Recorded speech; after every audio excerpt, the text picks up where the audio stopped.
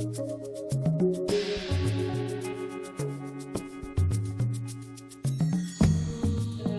diminuer le goulot qui se trouve au contrôle qualité? Faut-il le supprimer ou augmenter les capacités? Quelles sont les solutions les plus récurrentes trouvées pour résoudre les contraintes qualité?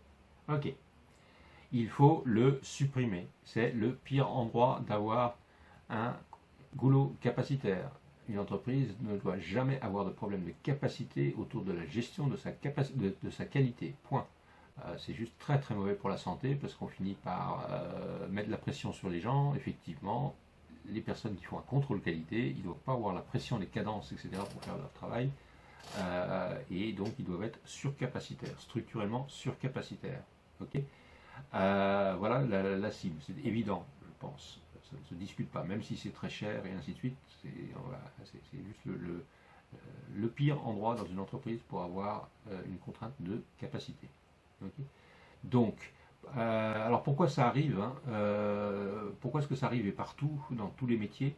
C'est tout simplement, et c'est une bonne nouvelle, n'est-ce pas, on devient de plus en plus exigeant, quel que soit le produit, sur la qualité des produits, sur la sécurité d'une voiture, sur ceci et cela, sur les médicaments et ainsi de suite. Donc on rajoute des normes, des contrôles et ainsi de suite sans cesse pour de bonnes raisons. D'accord.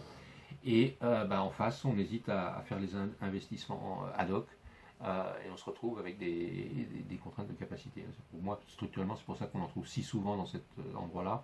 Les gens hésitent à y investir parce que c'est pas de la valeur ajoutée. Et donc on se retrouve avec une sphère de management de la qualité sous-équipée en termes de capacité. Alors, qu'est-ce qu'on peut faire? C'est peut-être un peu différent d'un secteur industriel à un autre, quoique. Une première chose à faire, c'est quand même de revisiter ce qui passe par le contrôle et pourquoi.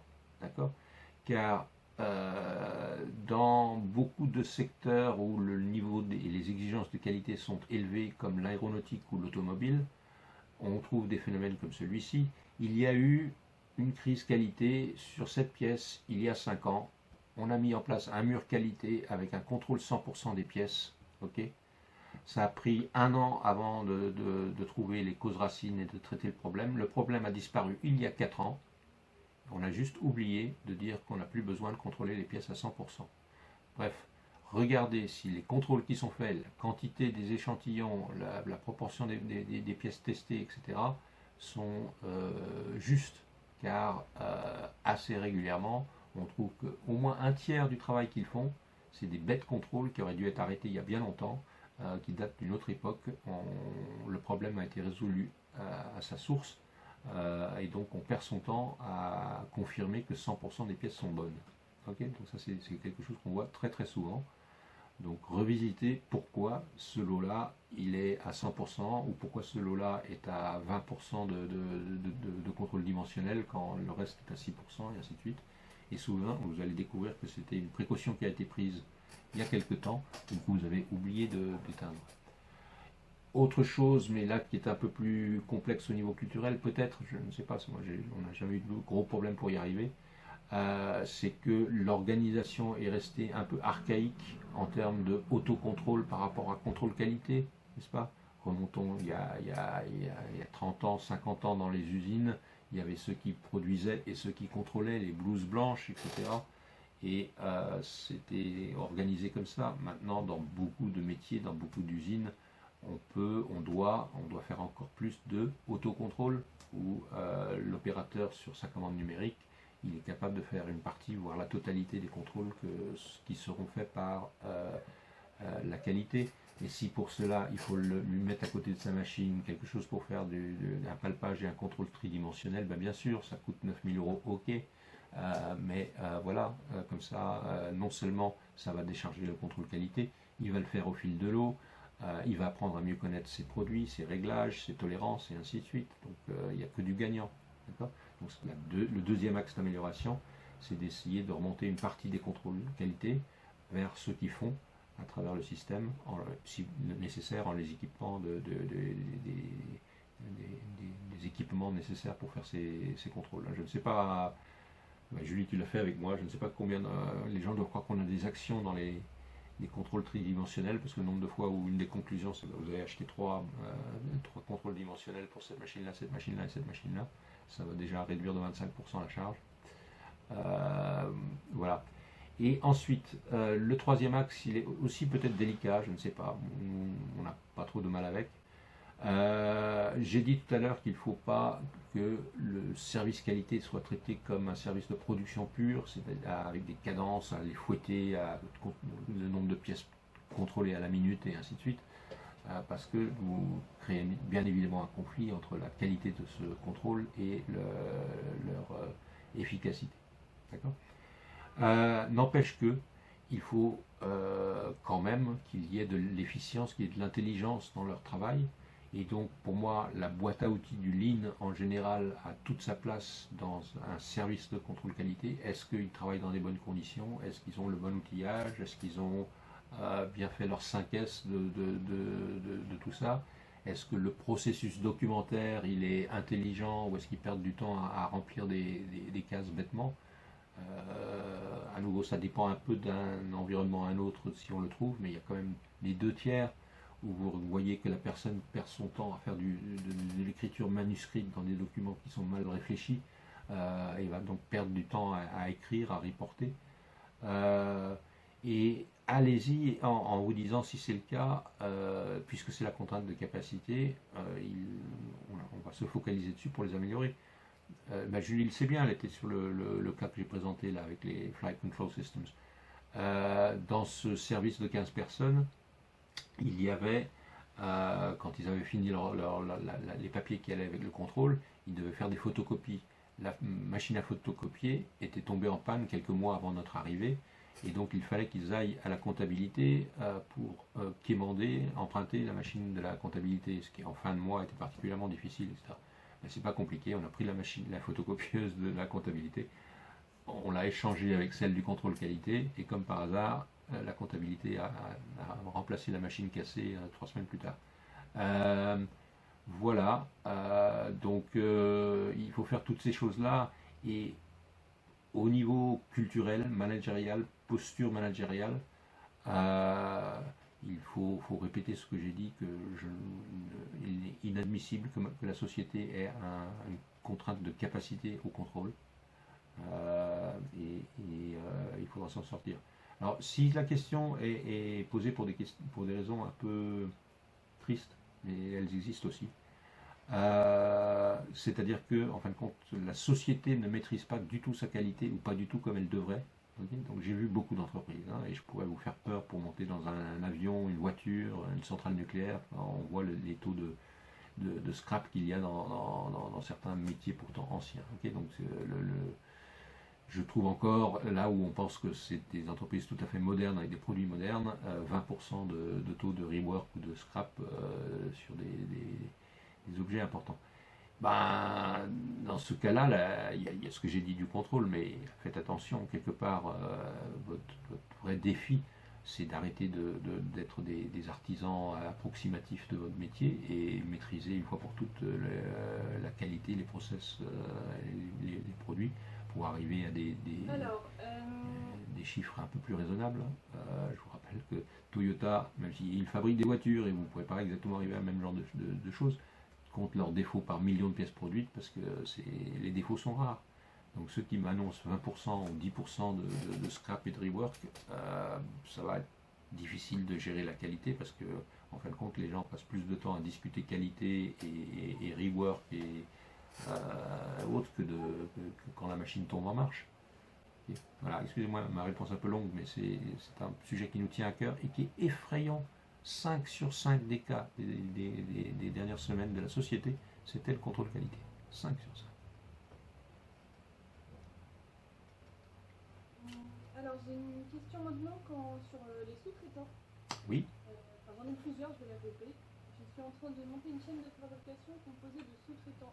Comment, une fois cette chaîne mise en place, trouver le sous-traitant qui constitue ma contrainte structurelle? Une fois l'identification des encours chez un sous-traitant, ne faut-il pas protéger la contrainte avec ses encours? Si la contrainte est notre sous-traitant et qu'il a le monopole, comment augmenter sa capacité? Voilà, ok. Tu pourras me les refaire l'une après l'autre parce que je ne vais pas me mémoriser toutes et elles sont toutes différentes. Dans la première, c'était là, je monte Une entreprise virtuelle avec que des sous-traitants. Et quelle est la moins mauvaise contrainte? Bah, comment trouver le sous-traitant qui constitue la contrainte dans ce cas-là? Euh,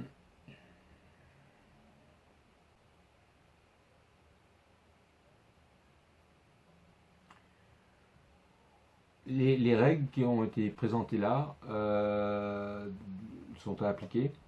Donc il faut voir quels sont les files d'attente, donc les niveaux d'encours et les durées de séjour chez les différents sous-traitants, en soustraire les temps honorables ou techniques qu'il faut pour vraiment faire le travail, et donc en déduire des files d'attente. Et normalement, vous allez trouver la file d'attente la plus longue, la plus grosse, et ce sera votre contrainte de capacité. Mon silence, mon hésitation, c'est que quand on est comme ça, d'abord on n'est pas chez soi par définition, hein, et la capacité qu'on vous offre dans votre contrat est imminemment variable, c'est-à-dire qu'il y a un contrat, mais en fin de compte, le sous-traitant fait plusieurs produits, je suppose. Vous êtes juste un de leurs clients, et vous pourriez par exemple être 10% de leur charge. Ok. Et s'ils vous traitent juste comme un client parmi d'autres, vous allez avoir tel niveau de service, avec telle vitesse, telle priorité. Ok. Si vous êtes le client numéro un, bah, ça va aller beaucoup plus vite. Si vous êtes le client de troisième classe dans le truc, il faudra les appeler sans cesse avant que quelque chose sorte. Ok. Donc la capacité que vous avez, c'est pour beaucoup comment ces différents sous-traitants vous traitent, n'est-ce pas? Et ça, je me permets de ce fait de faire le lien avec la dernière question. Qu'est-ce qui se passe si j'ai un sous-traitant qui a un monopole et qui est ma contrainte de capacité? Bah, vous êtes stratégiquement parlant dans une situation regrettable. Vous êtes, votre avenir, votre performance, vos chiffres d'affaires futurs sont entre les mains de cette entreprise-là. Ok. Donc, excusez-moi si la réponse est un peu facile, mais vous devrez vous poser la question stratégique à terme, à 5 ans, à 10 ans. Est-ce que je peux me défaire d'une manière ou d'une autre de ce sous-traitant en intégrant cette technologie, par exemple? Voilà, on voit ça sur certains cas autour par exemple, l'aéronautique, où effectivement, que ce soit de traitement de surface ou autres de traitements sophistiqués, ils se retrouvent avec ce genre de situation. Et mes recommandations ont été auprès de ces gens-là. Bah, effectivement, faut maintenant accepter que ça fait partie des procédés à réintégrer chez vous pour éviter cette dépendance. Donc, sur ce point, si je n'ai pas été clair, attention, si vous êtes entre les mains d'un sous-traitant et c'est votre contrainte de capacité, c'est lui qui a votre avenir entre ses mains. Et c'est pas une bonne idée. Et là, j'ai raté la question du milieu, je pense.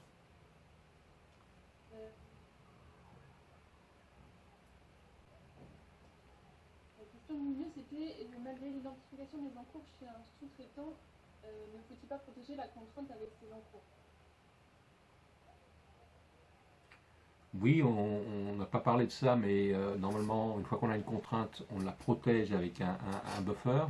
Ok, donc oui. Mais ce buffer doit être dimensionné d'une certaine taille et il ne doit pas être infini. Donc il y a bien, ça c'est pas été le sujet d'aujourd'hui, mais comment on pilote les flux dans une entreprise avec une contrainte, on met un tampon, on met un buffer devant le goulot, n'est-ce pas? Donc l'idée c'est pas d'éliminer la file d'attente devant un goulot, c'est d'arriver à une taille la bonne, cette taille étant permettant à ce tampon devant la contrainte d'absorber toutes les fluctuations et problèmes qu'il puisse y avoir en amont de la contrainte pour que jamais elle ne s'arrête. Et donc très souvent c'est beaucoup moins que la file d'attente qu'on a trouvée au début, parce qu'au début c'était, je sais pas moi, je prends un cas, au début on a trouvé 4 semaines de file d'attente devant le boulot. Bon, c'était le bon boulot, donc quand on avait fini, il y avait 5 jours, mais on a contrôlé le système pour maintenir 5 jours pour que ça puisse absorber les variabilités du process. Alors Alors j'ai une question d'actualité.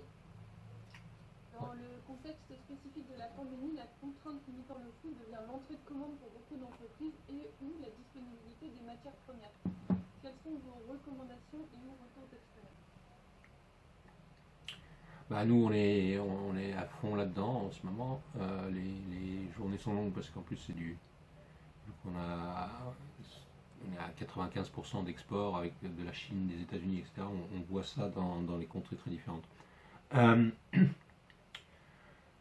les deux éléments sont très différents. Effectivement, parfois les gens ont les deux à la fois, ce qui est triste. J'ai pas assez de business et en plus, j'arrive même pas à acheter ma matière première quand j'en ai. C'est vrai qu'on trouve le double fléau là en ce moment chez certains. Et je compatis, c'est quand même très difficile à vivre parce que tout a l'air impossible et on n'a pas les clés en main. Donc pour les fournisseurs, il y a quand même quelque chose où il est très difficile de résoudre à court terme le problème, puisque les dés sont jetés, on n'a pas pu renégocier quoi que ce soit, les commandes sont passées, ils sont en confinement, ils ne travaillent plus, et là il y a vraisemblablement peu de leviers pour contourner ce problème. Euh, dans ces cas-là, tout ce que vous pouvez faire, c'est bien sûr essayer de bien rester renseigné, garder la pression sur ces matières pour les obtenir le plus vite possible. J'imagine que c'est déjà fait. Vous regardez également s'il y a des possibilités d'une autre source locale, différente, qualité différente, recevoir son produit ou son process un peu pour que vous puissiez utiliser autre chose et ainsi de suite. Parce que si c'est ça la question, on a trouvé effectivement pas mal de longues chaînes fournissantes, n'est-ce pas, dans les dispositifs industriels. Et c'est en cours, les gens commencent à regarder, à voir correctement. Ils auraient toujours dû le faire, hein, mais on a trouvé beaucoup de cas où on n'avait pas eu le temps de double source avec un fournisseur local qui serait plus fiable. Mais ces problèmes ponctuels liés à une pandémie, de rupture d'alimentation matière, il n'y a pas vraiment de baguette magique de la théorie des contraintes pour éviter le maintenant. Alors, par contre, pour le futur, c'est essayer effectivement de mieux faire de risk management sur ce genre de choses, ce qui aurait dû être fait dès le départ, pour éviter que ça se reproduise dans 5 ans, hein, parce que c'était pas dans la question, mais ce qui moi me choque un peu dans ce que nous vivons aujourd'hui, c'est que c'était la troisième fois qu'on avait une alerte de quasi-pandémie respiratoire, hein, et plusieurs personnes ont bien expliqué que c'est pas fini. Donc vous pouvez déjà vous préparer à Covid-20. Hein. Et puis après ça, la deuxième partie de la question, et effectivement ça va être difficile pour moi d'y répondre rapidement. Comment, si le Covid a eu un impact sur ses ventes, et que le problème principal c'est qu'on n'a plus assez de business, quoi faire? Difficile d'y répondre parce que c'est multiforme selon le métier. Est-ce que je vends des produits de grande consommation? Est-ce que je vends des satellites? Est-ce que je suis dans la chaîne fournissante de l'aéronautique par exemple, qui est particulièrement mise à mal, pour parler de celle-là. Alors il y a une réponse construite et complète, hein, de la théorie des contraintes à ce sujet. Je vais essayer de la résumer. Et c'est ce que nous faisons actuellement avec nos clients qui sont affectés par ça. Il y a deux remarques. La première, et ça vous le verrez peu dans les écrits de la théorie des contraintes, c'est plutôt une marque de fabrique de Maris Consulting. Je pense que Eric Goldratt le pensait totalement, parce que c'est lui qui me l'a appris à moi-même. Mais il y a peu de traces écrites sur ce point-là. C'est ce qu'on appelle la contrainte du marketing et des ventes, surtout du marketing. Remarque par rapport aux entreprises de business to business.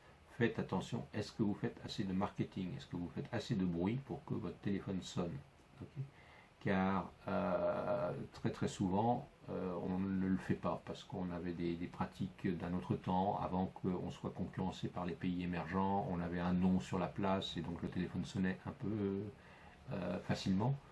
Et donc on n'a jamais passé beaucoup de temps à faire du marketing. On avait une place assise sur son marché et tout allait bien. Il est très probable que cette position de quasi-monopole ou position confortable a été effritée en particulier par tous les pays émergents qui savent faire des voitures, qui savent faire bientôt des moteurs d'avion, n'est-ce pas? Ça viendra en tout cas dans pas longtemps, pas cher et ainsi de suite. Donc, déjà dans un premier temps, est-ce que au moins les marchés qui vous sont accessibles, est-ce que vous êtes sûr que vous faites connaître auprès d'eux? D'accord? Et si j'ai commencé par cette remarque, c'est quand même que très très régulièrement, on a pu augmenter de manière notoire le chiffre d'affaires d'une entreprise dans les cas que nous citons ici, c'est ce qu'on est en train de faire, juste en étant beaucoup plus professionnel dans le marketing business to business, hein, c'est pas faire des jolis spots à la télé nécessairement, c'est des ventes business to business entre ingénieurs, etc. Donc qu'est-ce qui fait que on va les intéresser, et si je peux vous éclairer un peu sur quelle importance je donne à ça, pour ceux qui voient un peu qu'est-ce que c'est Maris Consulting, nous, vous avez peut-être remarqué, on fait beaucoup de marketing business to business pour faire en sorte que voilà, vous êtes là, plus d'une centaine à m'écouter maintenant. Donc regardez, est-ce que vous avez votre chaîne YouTube là, qui vante les mérites de la technologie que vous maîtrisez? Est-ce que vous faites du marketing de vos produits? Ok, voilà, je passe, c'est aussi simple que ça, mais si j'ai mis ça en premier quand même, c'est que c'est triste que les gens trop souvent viennent nous voir avec ce genre de questions et on leur demande est-ce que vous êtes connu, est-ce que vous faites un peu de bruit pour que les gens sachent que vous existez?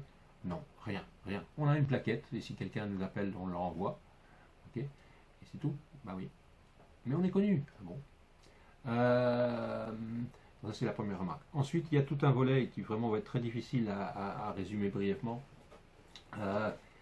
qui est un unrefusable offer. Excusez-moi, les termes qui sont utilisés là-dedans, c'est du jargon de TalkSpeak qui m'horripile, mais c'est bien les termes qui sont utilisés, je vais vous les expliquer.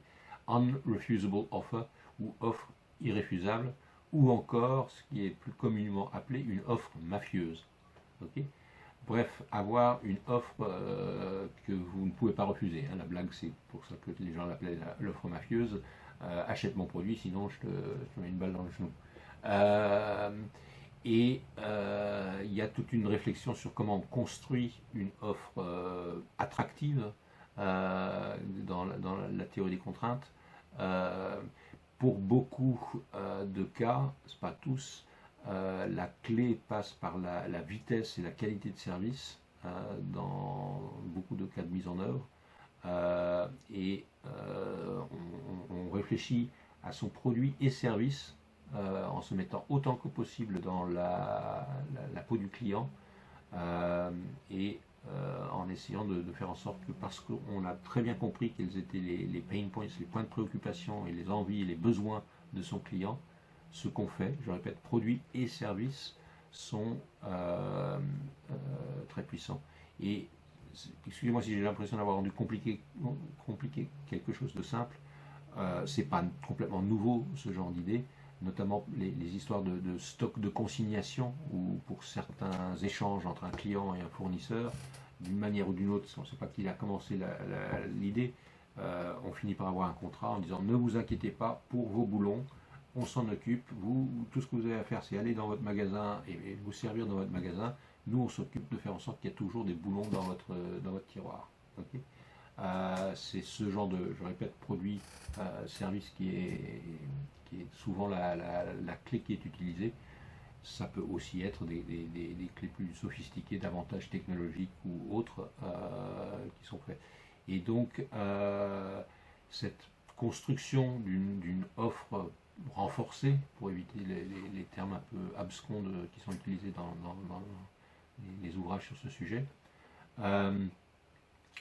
il faut faire une analyse objective et logique, car j'en parle peu, mais il y a tout un volet de la théorie des contraintes sur le logical thinking process, ou les thinking processes, la passion de Eli Goldratt de ces 10-15 dernières années de sa vie, dans lequel il insiste sur l'importance d'utiliser de la logique et des bonnes analyses cause-effet, etc., pour analyser une situation et développer des plans d'action.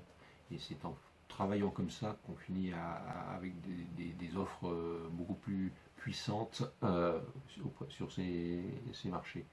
Donc voilà, excusez-moi, je savais que ça allait être très difficile à expliquer en 5 minutes, voilà ce que j'ai essayé de faire. S'il y a des follow-up questions, ça ne m'étonnerait pas. Philippe, j'ai peut-être une dernière question. Ouais. Pour revenir un petit peu dans les projets, si j'ai bien compris, trouver la contrainte sur les projets est plus compliqué. Comment procéder pour ne pas y passer des semaines en travaillant sur la planification chez le critique? Ah. Le monde des projets est plus hétérogène que le monde des usines, n'est-ce pas? Parce que le monde des projets, entre celui qui fabrique des immeubles, celui qui fait du développement produit en portefeuille, etc., c'est quand même, ou du développement de logiciels, c'est quand même des mondes un peu différents. Ok. Si c'est compliqué, c'est-à-dire qu'on n'a pas trouvé une grosse file d'attente, ok. Ce qui est amusant, c'est que c'est peut-être qu'il n'y a pas encore de contraintes dans le système, d'accord? Parce que ce qui est particulier du monde des projets, c'est que le fléau principal qui noie tout, qui cache tout, qui rend tout fou, c'est le multitâche. C'est-à-dire que vous allez regarder les différentes ressources exécutant les projets, et vous allez, comme par magie, découvrir, si vous mettez quelqu'un derrière avec un chrono et un papier pour voir qu'est-ce qu'ils font de leur journée, qu'ils travaillent sur leur sujet avec un temps moyen de entre 5 et 7 minutes et qu'ils changent le sujet entre 50 et 70 fois par jour. Quel que soit le business, même ceux qui développent des produits pharmaceutiques à 8 ans. Hein. C'est quand même bizarre. Bref, tout le monde semble aller jusqu'au niveau de multitâche qui les rend quasiment fous, mais comme ça ils ont l'impression d'être actifs. Hein. Je me suis lancé dans des remarques sur le multitâche, mais on en parle dans l'entreprise sans cesse parce que c'est dans le monde des projets, c'est ce qui tue. Ça tue la vitesse, ça tue la qualité, ça tue la qualité de vie, et c'est fou. Donc, si on a eu du mal, je reviens quand même à la question, à trouver sa contrainte dans le monde des projets, c'est peut-être bien qu'il n'y en a pas encore, okay, et que tout le monde est occupé avec ce multitâche à avoir l'air d'avoir du travail, peut-être trop de travail, et ainsi de suite. Okay. Donc, le mieux, c'est de choisir quasi arbitrairement, peut-être pas complètement avec un dé, mais une ressource qui pourrait être la contrainte de capacité du dispositif, un point de pilotage, si vous préférez, puisqu'on n'est pas sûr que c'est une contrainte de capacité, et c'est ce point-là que vous allez utiliser pour gérer votre portefeuille de projets, en contrôlant le nombre de projets qu'il y a dans le système.